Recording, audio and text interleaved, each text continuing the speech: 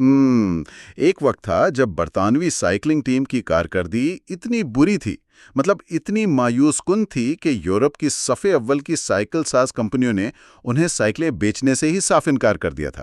جی بالکل، انہیں یہ ڈر تھا کہ اگر دنیا کے باقی کھلاڑیوں نے برطانوی ٹیم کو ان کی سائیکلیں چلاتے ہوئے دیکھ لیا تو ان کا برانڈ بدنام ہو جائے گا۔ بالکل، مطلب ذرا تصور کریں کوئی انسان سوچے کہ ایک قومی ٹیم کے لیے اس سے بڑی ہزیمت کیا ہو سکتی ہے۔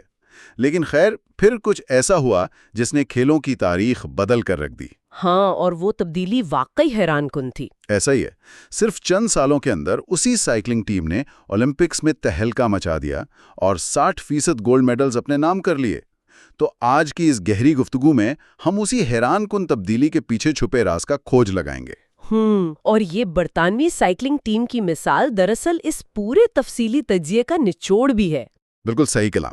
ہم جیمز کلیئر کے ان نظریات پر بات کریں گے جو بتاتے ہیں کہ کس طرح انسان اپنی روزمرہ کی انتہائی چھوٹی اور بظاہر معمولی عادتوں کو، یعنی جنہیں اٹامک ہیبٹس کہا جاتا ہے، انہیں بدل کر وہ نتائج حاصل کر سکتا ہے جو کسی معجزے سے کم نہیں لگتے۔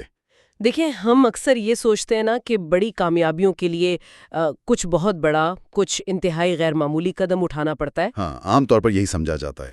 لیکن جب ہم انسانی رویوں اور عادتوں کے کام کرنے کے طریقے کو گہرائی میں سمجھتے ہیں تو ایک بالکل مختلف تصویر سامنے آتی ہے۔ اس گفتگو کا بنیادی مقصد ہی یہ سمجھنا ہے کہ انسان دراصل کس طرح اپنے اندر پائیدار اچھی عادتیں پروان چڑھا سکتا ہے، اور ظاہر ہے پرانی اور نقصان دہ عادتوں کے جال سے کیسے نکل سکتا ہے۔ جی بالکل، اور سب سے اہم بات یہ کہ محض کھوکھلے اہداف کے پیچھے بھاگنے کے بجائے ایک ٹھوس نظام بنا کر اپنی پوری شناخت کو کس طرح ایک نئی شکل دے سکتا ہے۔ اچھا، اس سے پہلے کہ ہم عادتیں بنانے کی سائنس اور ان کے طریقوں پر بات کریں، مجھے لگتا ہے کہ اس سارے نظریے کے پیچھے جو ایک ذاتی اور بڑی دل دہلا دینے والی کہانی ہے نا، اسے سمجھنا بہت ضروری ہے۔ ہاں، جیمز کلیئر کی اپنی زندگی کا حادثہ، وہ واقعی رونگٹے کھڑے کر دینے والا واقعہ ہے۔ بالکل، مطلب وہ حادثہ اس بات کی جیتی جاگتی مثال ہے کہ چھوٹی تبدیلیاں زندگی کو موت کے منہ سے کیسے واپس لا سکتی ہیں۔ ہائی اسکول کے دنوں میں بیس بال کھیلتے ہوئے ان کے ساتھ جو ہوا وہ کوئی عام چوٹ نہیں تھی۔ وہ ایک ایسا لمحہ تھا جس نے ان کی زندگی کو 2 حصوں میں تقسیم کر دیا۔ کھیل کے دوران ایک ساتھی کھلاڑی کے ہاتھ سے بیس بال کا بیٹ پھسلا اور پوری قوت سے سیدھا ان کے چہرے پر آ لگا۔ او خدایا، یہ سن کر یہ عجیب سی جھرجھری آ جاتی ہے۔ ایسا ہی ہے، ان کی ناک کی ہڈیاں ٹوٹ کر چہرے کے اندر دھنس گئیں، کھوپڑی میں متعدد فریکچر آئے اور آنکھوں کے گرد کی ہڈیاں تو بالکل چکنا چور ہو گئیں۔ اور ظاہری بات ہے ایسی چوٹ کے بعد دماغ پر تو بہت برا اثر پڑا ہوگا۔ ہاں، چوٹ اتنی شدید تھی کہ دماغ میں تیزی سے سوجن ہونے لگی۔ صورتحال اس قدر بگڑ گئی کہ وہ کوما میں چلے گئے اور انہیں سانس لینے کے لیے لائف سپورٹ مشینوں پر منتقل کرنا پڑا۔ مطلب ایک نوجوان جس کے سامنے پوری زندگی پڑی ہو، اس کے لیے سب کچھ ختم ہو جانے کے مترادف تھا۔ یہ ایک ایسا صدمہ ہے جس کے بعد زیادہ تر لوگ شاید کبھی ذہنی طور پر بحال ہی نہ ہو پائیں۔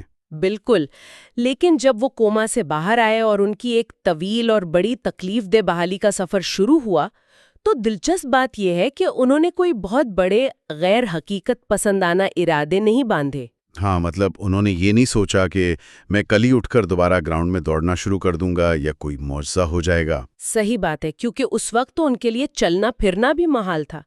جب وہ کالج پہنچے تو انہوں نے اپنی زندگی کو دوبارہ ایک ترتیب میں لانے کے لیے انتہائی چھوٹی، بظاہر بالکل معمولی سی عادتیں اپنائیں۔ کس طرح کی عادتیں؟ مثلاً انہوں نے صرف یہ اصول بنایا کہ رات کو ایک مقررہ وقت پر سونا ہے اور اپنے کمرے کو ہر روز تھوڑا سا صاف رکھنا ہے، بس۔ ارے واہ، مطلب اتنے چھوٹے قدم۔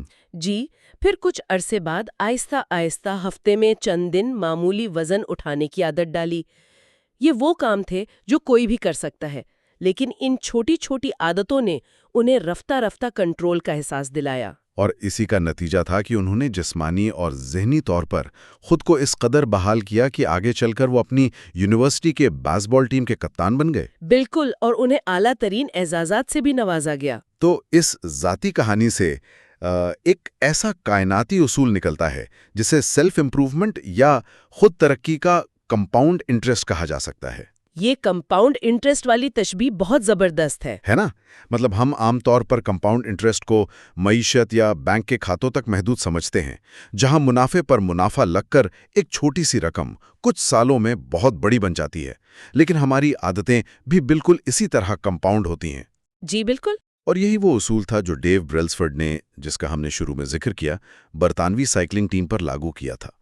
2003 میں جب وہ اس ٹیم کے نئے ڈائریکٹر بنے تو انہوں نے پوری ٹیم کو یکسر بدلنے کا کوئی کھوکھلا دعویٰ نہیں کیا۔ انہوں نے ایک انتہائی سادہ سا نظریہ پیش کیا کہ سائیکل چلانے سے جڑی ہر چھوٹی سے چھوٹی چیز کو الگ الگ حصوں میں توڑ دو اور پھر ہر حصے میں صرف 1% بہتری لے کر آؤ۔ اور وہ 1% بہتری لانے کے لیے کس حد تک گئے، یہ سچ میں حیران کن ہے۔ جی، انہوں نے سائیکل کی سیٹوں کو معمولی سا زیادہ آرام دہ بنایا، ٹائروں پر الکوہل ملا تاکہ ٹریک پر ان کی گرپ ذرا سی بہتر ہو جائے، اور کھلاڑیوں کے لیے ایسے خاص سوٹ تیار کروائے جو ہوا کی مزاحمت کو کم کر سکیں۔ خیر، یہ وہ چیزیں ہیں جو شاید کوئی بھی پروفیشنل ٹیم کرتی ہو، لیکن بریلسفرڈ نے اس نظریے کو ان حدود تک پہنچا دیا جہاں عام لوگ سوچنا ہی بند کر دیتے ہیں۔ وہ کیسے؟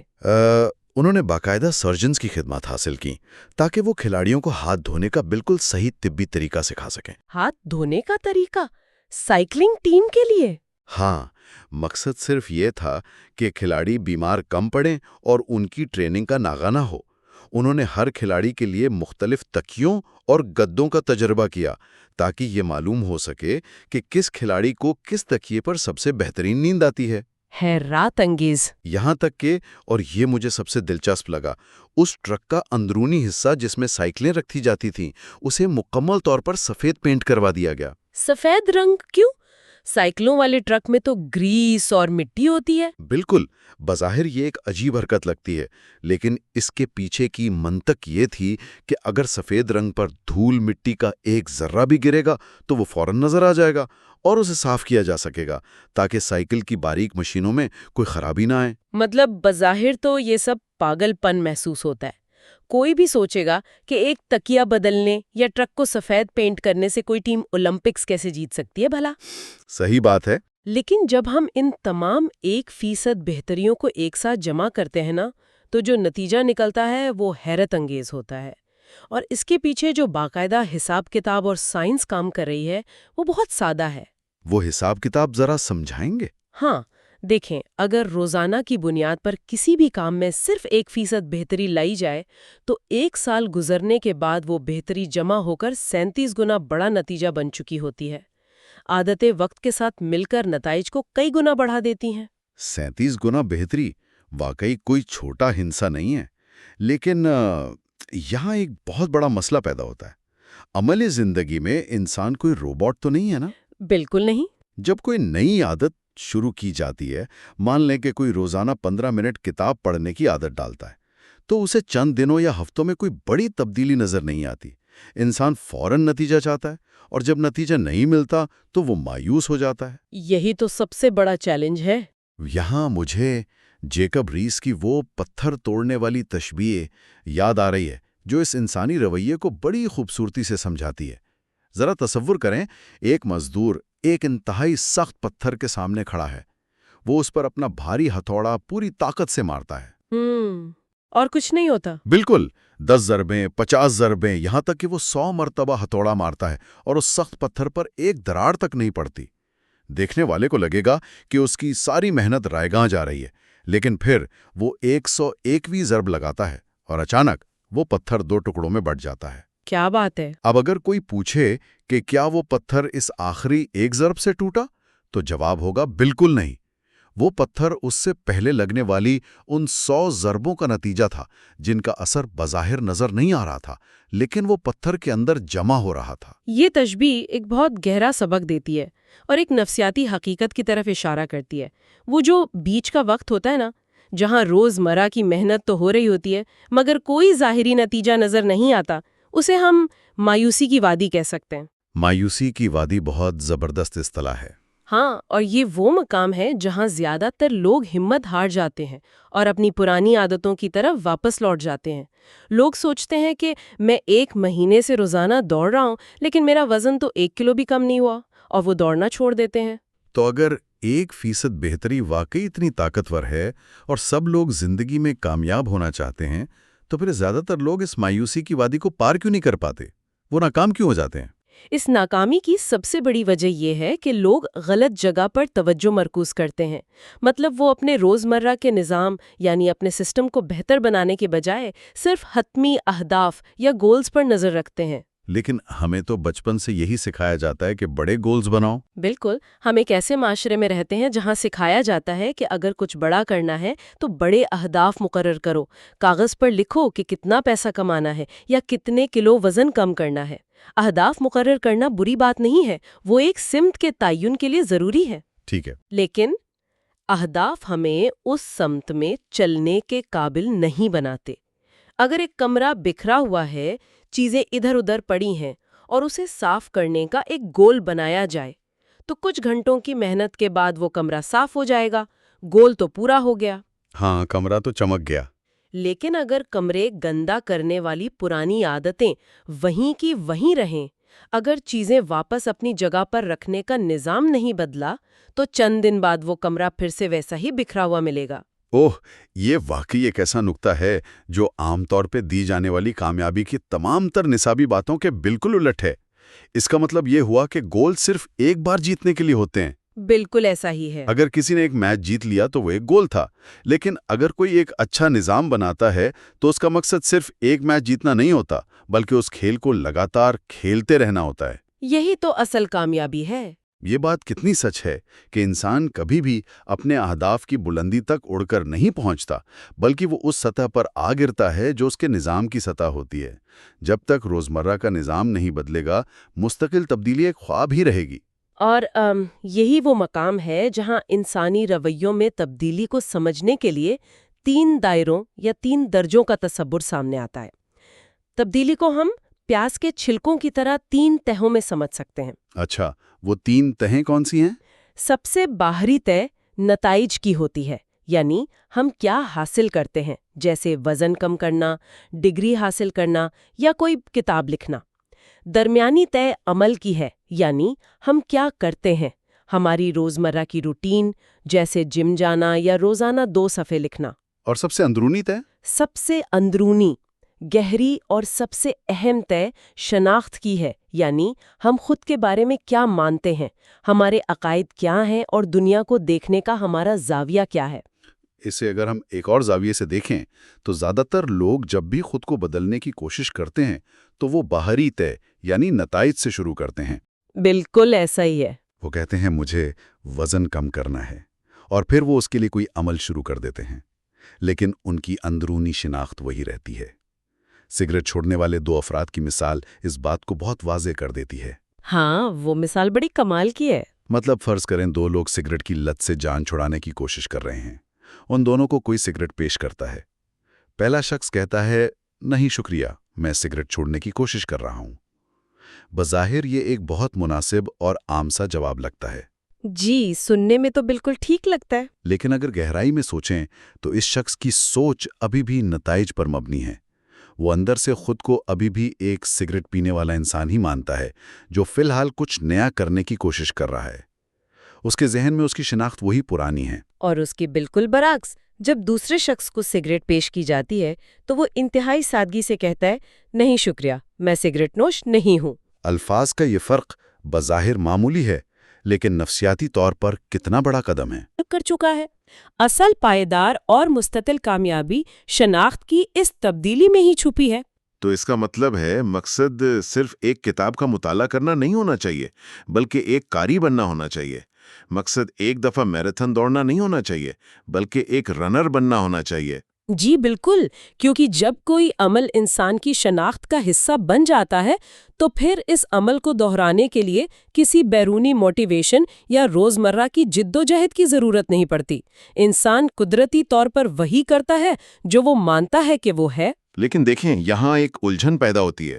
ہم سب جانتے ہیں کہ انسانی شناخت، وہ عقائد جو ہم نے بچپن سے اپنے بارے میں بنا رکھے ہوتے ہیں کہ میں تو پیدائشی سست ہوں یا مجھ سے حساب کتاب نہیں ہوتا، انہیں بدلنا تو پہاڑ کھودنے کے برابر ہے۔ یہ بات بھی درست ہے۔ تو کیا کوئی انسان واقعی راتوں رات اپنی شناخت بدل سکتا ہے؟ فرض کریں ایک شخص جو کبھی جم نہیں گیا، وہ ایک صبح اٹھ کر خود سے کہے کہ آج سے میں ایک ایتھلیٹ ہوں، تو کیا دماغ اتنی آسانی سے اس جھوٹ کو سچ مان لے گا؟ یہ ایک بہت منطقی سوال ہے، اور اس کا سیدھا سا جواب یہ ہے کہ دماغ کسی کھوکھلے دعوے کو سچ نہیں مانتا۔ کوئی بھی انسان صرف باتوں سے اپنی شناخت تبدیل نہیں کر سکتا۔ تو پھر یہ تبدیلی کیسے آتی ہے؟ شناخت کی یہ تبدیلی بتدریج ہوتی ہے، اور اسے سمجھنے کے لیے ہم الیکشن اور ووٹنگ کے عمل کی مثال لے سکتے ہیں۔ کوئی بھی انسان اپنے روزمرہ کے اعمال سے اپنی شناخت کا انتخاب کر رہا ہوتا ہے۔ ہر چھوٹا عمل دراصل ایک نئی شناخت کے حق میں ڈالا گیا ایک ووٹ ہے۔ ایک ووٹ؟ اچھا۔ جی، جب کوئی صبح جلدی اٹھ کر اپنا بستر ٹھیک کرتا ہے تو وہ ایک منظم انسان ہونے کی شناخت کے حق میں ایک ووٹ ڈالتا ہے۔ جب کوئی روزانہ ورزش کے کپڑے پہن کر 10 منٹ چہل قدمی کرتا ہے تو وہ ایک صحت مند انسان ہونے کی شناخت کو ووٹ دیتا ہے۔ ارے واہ! اور جیسے کسی بھی الیکشن کو جیتنے کے لیے پورے 100% ووٹوں کی ضرورت نہیں ہوتی، صرف اکثریت چاہیے ہوتی ہے، بالکل اسی طرح کسی کو بھی پرفیکٹ ہونے کی ضرورت نہیں ہے۔ یہ بات تو بہت تسلی بخش ہے۔ یعنی اگر کسی دن ہمت ہار کر انسان جم نہیں جاتا یا کسی دن ڈائٹ توڑ کر کچھ غیر صحت بخش کھا لیتا ہے تو اس کا مطلب یہ نہیں کہ اس نے اچانک سست یا ناکام انسان ہونے کا الیکشن جیت لیا ہے۔ بالکل نہیں، وہ محض ایک ووٹ تھا جو بری عادت کو پڑ گیا۔ اصل مقصد یہ ہے کہ طویل مدتی بنیادوں پر اچھی عادتوں کے ووٹوں کی اکثریت ہونی چاہیے۔ صحیح۔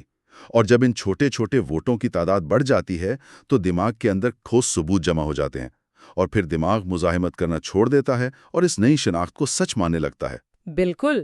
اور اب اہم سوال یہ پیدا ہوتا ہے کہ عملی زندگی میں ان ووٹوں کی تعداد کیسے بڑھائی جائے؟ مطلب انسان آخر عادتیں بناتا کیسے ہے؟ ہاں، یہ جاننا تو سب سے ضروری ہے۔ رضائیوں کی نفسیات میں یہ نظام کیسے کام کرتا ہے، اس کا جواب ہمیں ایک 100 سال سے بھی زیادہ پرانی تحقیق سے ملتا ہے۔ 1898 میں ایڈورڈ تھارنڈائک نامی ایک ماہر نفسیات نے بلیوں پر ایک تجربہ کیا۔ بلیوں پر؟ کیا تجربہ تھا؟ اس نے بھوکی بلیوں کو ایک خاص قسم کے بکسے میں بند کر دیا جسے پزل باکس کہا جاتا تھا۔ اس بکسے کے اندر ایک لیور لگا تھا جسے دبانے سے دروازہ کھل سکتا تھا اور باہر رکھی خوراک تک رسائی مل سکتی تھی۔ تو بلیوں نے کیا کیا؟ شروع میں بلیاں پریشان ہوئیں، انہوں نے ادھر ادھر بے ترتیبی سے پنجے مارے، لیکن پھر اتفاقاً کسی بلی کا پنجہ اس لیور پر پڑ گیا، دروازہ کھلا اور اسے کھانا مل گیا۔ اچھا، اتفاقاً ایسا ہوا؟ جی، لیکن جب تھارنڈائک نے یہ تجربہ بار بار دہرایا تو اس نے ایک حیرت انگیز پیٹرن دیکھا۔ ہر گزرتے تجربے کے ساتھ بلیاں کم وقت لے رہی تھیں۔ مطلب وہ سیکھ رہی تھیں؟ بالکل، یہاں تک کہ انہیں مکمل طور پر سمجھ آ گئی کہ لیور دبانے سے فوری انعام ملتا ہے، اور وہ بکسے میں جاتے ہی سیدھا لیور دبانے لگے۔ اور اسی ایک تجربے نے رویوں کی نفسیات کی بنیاد رکھی۔ تھارنڈائک نے جو قانون اخذ کیا وہ یہ تھا کہ جس عمل کے بعد کوئی انعام یا خوشی ملتی ہے، جاندار اس عمل کو بار بار دہرانے کی طرف مائل ہوتا ہے، اور جس کے بعد کوئی تکلیف ہو اسے وہ ترک کر دیتا ہے۔ ہاں، اسی سائنسی حقیقت پر عادت کے 4 بنیادی مراحل کھڑے ہیں، یعنی اشارہ، طلب، عمل اور انعام۔ ہر عادت، چاہے وہ اچھی ہو یا بری، انہی 4 مراحل سے گزرتی ہے۔ اور انہی 4 مراحل کو سامنے رکھتے ہوئے رویے میں تبدیلی کے 4 بنیادی قوانین ترتیب دیے گئے ہیں۔ اگر ان قوانین کو سمجھ لیا جائے تو کوئی بھی عادت اپنائی یا چھوڑی جا سکتی ہے۔ تو پہلا قانون کیا ہے؟ پہلا قانون ہے اسے واضح بنائیں۔ مطلب ہمارا دماغ ہر وقت ماحول کا جائزہ لے رہا ہوتا ہے اور اشارے ڈھونڈ رہا ہوتا ہے۔ اگر ہم چاہتے ہیں کہ ہم زیادہ پانی پئیں تو پانی کی بوتل کو کیبنٹ میں چھپا کر رکھنے سے کچھ نہیں ہوگا۔ ظاہر ہے وہ تو نظر ہی نہیں آئے گی۔ بالکل، پانی کی بوتل کو بالکل سامنے کام کرنے والی میز پر رکھنا ہوگا تاکہ دماغ کو واضح اشارہ ملے۔ ماحول کی ترتیب ہماری قوت ارادی سے زیادہ طاقتور ہوتی ہے۔ اس کے بعد دوسرا قانون آتا ہے، اسے پرکشش بنائیں۔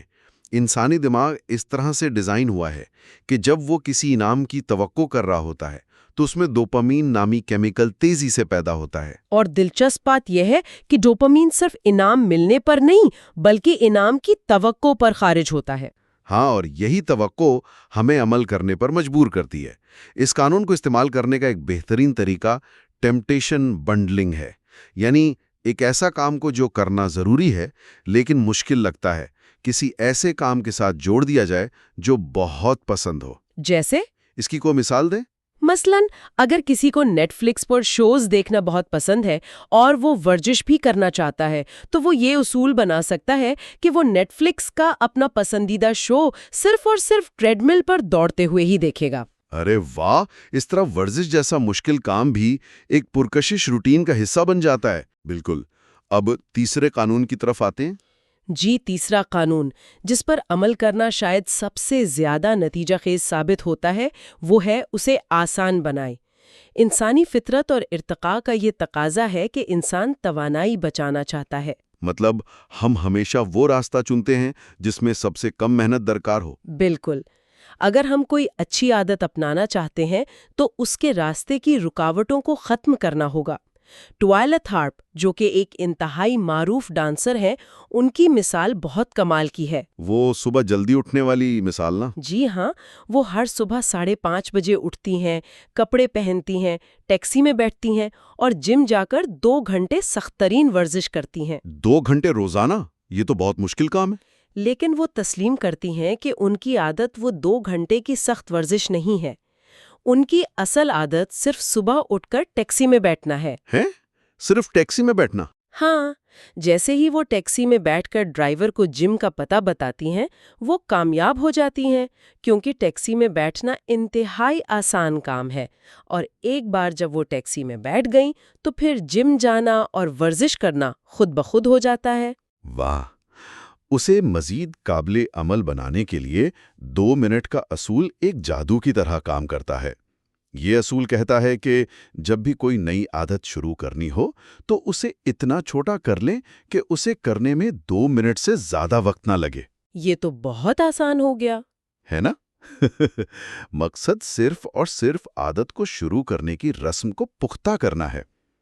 اگر کوئی روزانہ کتاب پڑھنا چاہتا ہے تو وہ پورا باب ختم کرنے کا نہ سوچے، بلکہ یہ طے کرے کہ مجھے رات کو سونے سے پہلے صرف 1 صفحہ پڑھنا ہے۔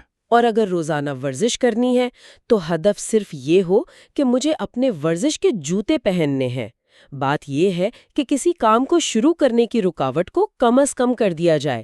ایک بار جوتے پہن لیے جائیں تو انسان سوچتا ہے کہ چلو اب 10 منٹ واک ہی کر لی جائے۔ بالکل ایسا ہی ہے۔ اور اب چوتھے اور آخری قانون کی طرف چلتے ہیں، جو ہے اسے اطمینان بخش بنائے۔ یہ قانون سمجھنے کے لیے ہمیں تھوڑا سا پیچھے جا کر انسانی ارتقاء کو دیکھنا ہوگا۔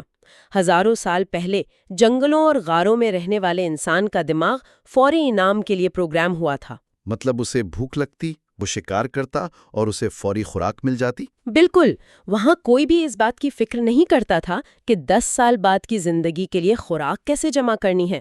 آج ہم جدید دور میں رہتے ہیں، لیکن ہمارا دماغ آج بھی اسی پرانے سافٹ ویئر پر چل رہا ہے جسے فوری انعام چاہیے۔ لیکن آج کے دور کے مسائل تو مختلف ہیں نا؟ وزن کم کرنا، ڈگری حاصل کرنا یا ریٹائرمنٹ کے لیے پیسے بچانا، ان سب کا انعام تو تاخیر سے ملتا ہے۔ یہی تو مسئلہ ہے، ہم آج سلاد کھاتے ہیں لیکن وزن کئی مہینوں بعد کم ہوتا ہے۔ اور یہی وہ تصادم ہے، وہ جنگ ہے جو ہمارے اور ہماری اچھی عادتوں کے بیچ چلتی رہتی ہے۔ ہمارا قدیم دماغ فوری خوشی چاہتا ہے، جبکہ اچھی عادتیں انعام کے لیے مہینوں کا انتظار مانگتی ہیں۔ تو اس کا کیا حل ہے؟ اس کا سب سے مؤثر حل یہ ہے کہ ہمیں خود کو اپنی اچھی عادت پوری کرنے کے فوراً بعد جان بوجھ کر کوئی چھوٹا سا فوری انعام دینا چاہیے، لیکن یہ انعام ایسا ہونا چاہیے جو ہماری نئی شناخت کو نقصان نہ پہنچائے۔ اس کا کیا مطلب ہوا؟ فرض کریں کسی نے وزن کم کرنے کے لیے جم جانے کی عادت ڈالی ہے۔ اب اگر وہ ورزش سے واپس آ کر خود کو انعام کے طور پر آئس کریم کھلاتا ہے تو یہ تو اس کی نئی شناخت سے غداری ہوگی نا؟ ہاں بالکل، یہ تو سارا کیا کرایا صفر ہو گیا۔ اس کے بجائے ورزش کے فوراً بعد ایک بہت اچھا اور پرسکون غسل لینا یا اپنے لیے کافی کا ایک خاص کپ تیار کرنا ایک بہترین فوری انعام ہو سکتا ہے۔ یہ چھوٹا سا انعام دماغ کو بتاتا ہے کہ یہ عمل فائدہ مند تھا، اور دماغ اگلی بار اسے خوشی سے دہراتا ہے۔ زبردست۔ اور اگر ہم نے کسی بری عادت سے جان چھڑانی ہو تو کوئی نئی سائنس ایجاد کرنے کی ضرورت نہیں، بس انہی 4 قوانین کو بالکل الٹ دینا ہوتا ہے۔ بالکل الٹ؟ ہاں، بری عادت کے اشارے کو واضح کرنے کے بجائے پوشیدہ بنا دیں۔ اگر فون کا زیادہ استعمال کام میں رکاوٹ ہے تو کام کے وقت فون کو دوسرے کمرے کی دراز میں بند کر دیں۔ جب اشارہ ہی نظر نہیں آئے گا تو طلب خود بخود کم ہو جائے گی۔ بالکل اسی طرح بری عادت کو غیر پرکشش بنا دیں، اسے کرنا انتہائی مشکل بنا دیں تاکہ اس تک پہنچنے کے لیے بہت محنت درکار ہو۔ اور چوتھا، اسے غیر اطمینان بخش بنا دیں۔ صحیح۔ تو اگر ہم اس پورے تفصیلی تجزیے کو سمیٹنا چاہیں اور ان ساری باتوں کو ایک جگہ جمع کریں تو وہ کیا ہوں گی؟ اس ساری گفتگو کا بنیادی اور سب سے اہم خلاصہ یہ ہے کہ چھوٹی چھوٹی عادتیں دراصل ہماری بہتری کا کمپاؤنڈ انٹرسٹ ہیں۔ 1% کی معمولی بہتری بظاہر کچھ محسوس نہیں ہوتی، لیکن وقت گزرنے کے ساتھ یہی بہتری پہاڑ جتنا فرق لا سکتی ہے۔ بالکل درست۔ دوسرا سبق یہ ہے کہ بڑے اور پرکشش اہداف کے پیچھے بھاگنے کے بجائے ہمیں اپنے روزمرہ کے چھوٹے چھوٹے نظاموں کو مضبوط کرنے پر توجہ دینی چاہیے۔ اور میرے خیال میں سب سے اہم بات یہ ہے کہ کوئی بھی تبدیلی تب تک پائیدار نہیں ہو سکتی جب تک وہ انسان کی شناخت کا حصہ نہ بن جائے۔ انسان کو اپنے اعمال سے اس نئی شناخت کے حق میں ووٹ ڈالتے رہنا ہوتا ہے۔ جی ایسا ہی ہے۔ اور یہاں سب سے گہری اور سوچنے والی بات یہ ہے کہ ان ایٹامک ہیبٹس یا چھوٹی عادتوں کا حتمی مقصد صرف کچھ نیا حاصل کرنا نہیں ہے۔ ہم عام طور پر سمجھتے ہیں کہ اچھی عادتوں سے ہم پیسہ کما لیں گے، صحت مند ہو جائیں گے۔ یہ سب بلا شبہ ہوگا، لیکن بنیادی طور پر اچھی عادتیں اپنانے کا سب سے بڑا انعام ایک نیا اور بہتر انسان بننا ہے۔ بالکل۔ در حقیقت ہم وہی بن جاتے ہیں جو ہماری عادتیں ہوتی ہیں۔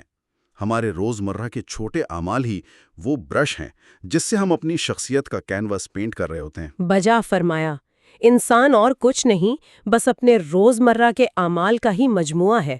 جب ہم اس حقیقت کو تسلیم کر لیتے ہیں تو پھر کوئی بھی نئی عادت اپنانا ناممکن نہیں رہتا۔ تو آج کی اس گہری گفتگو کو اپنے اختتام کی طرف لے جاتے ہوئے میں ایک بہت پرانی اور بڑی دلچسپ یونانی کہانی کا حوالہ دینا چاہوں گا جسے سورائٹیز پیراڈاکس کہا جاتا ہے۔ اچھا، کیا کہانی ہے وہ؟ یہ کہانی ایک انتہائی سادہ مگر چبھتا ہوا سوال اٹھاتی ہے۔ کیا صرف ایک سکہ کسی انسان کو امیر بنا سکتا ہے؟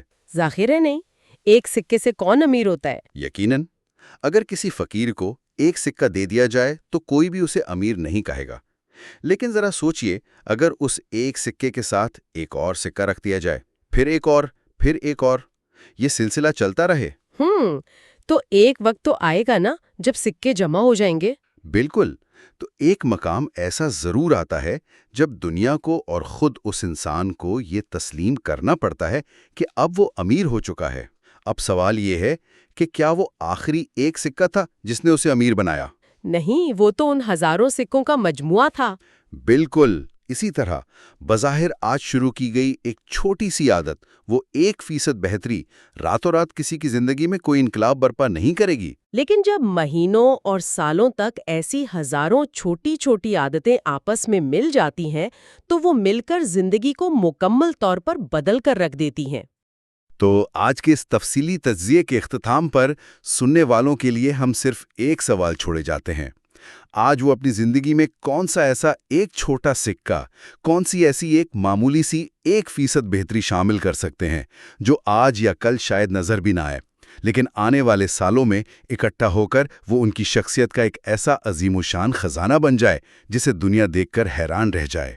یہ واقعی بہت گہرا سوال ہے۔ آج کے دن کا وہ پہلا اور چھوٹا سکہ کیا ہو سکتا ہے؟ اس پر ضرور سوچئے گا۔